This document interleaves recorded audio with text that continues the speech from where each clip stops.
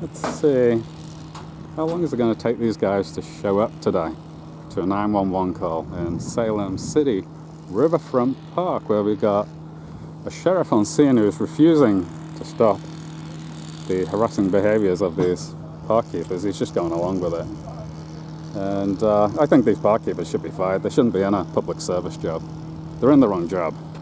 So I really think people that have interacted with me today and been offensive to me should get fired.